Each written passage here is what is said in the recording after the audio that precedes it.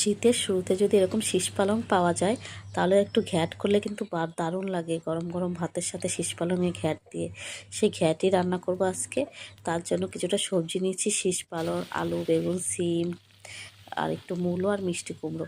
সবজিটা কেটে ধুয়ে পরিষ্কার করে নিয়েছি। এখন কড়াইতে আমি ফোড়নের জন্য তেজপাতা, শুকনো লঙ্কা আর গোটা জিরে ফোড়ন দিয়ে তার মধ্যে আদা বাটা, লঙ্কা বাটা আর হলুদ গুঁড়ো, জিরে গুঁড়ো দিয়ে মশলাটা সুন্দর করে কষাবো। মশলা যে কষানো হয়ে যাবে তার মধ্যে আমি সব সবজিগুলি দিয়ে দেব। সবজিগুলি দিয়ে তার মধ্যে স্বাদ মতো লবণ দিয়ে সবজিটা নেড়ে চেড়ে ঢেকে দেবো সবজিগুলি সিদ্ধ হওয়ার জন্য।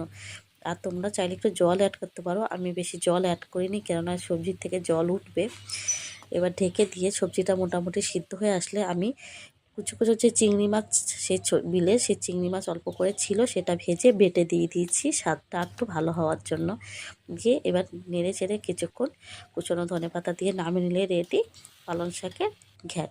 রান্নাটা ভালো লাগলে একটা লাইক, কমেন্ট, শেয়ার করো। Tata, by.